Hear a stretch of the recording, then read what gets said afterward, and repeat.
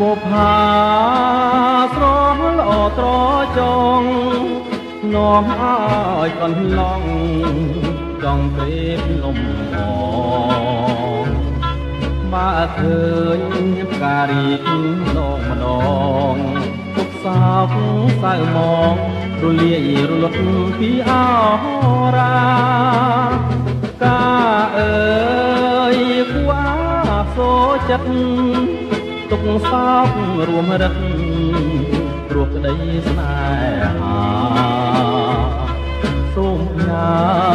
ទាំងខ្លួននឹងសង្ខារបើសិនមិនមេត្តាកន្លងលៀបការវិលទៅស្រុកវិញស្រណរដូវផ្ការីកសន្សាមរយពីមេឃការរីកដោយគ្មាន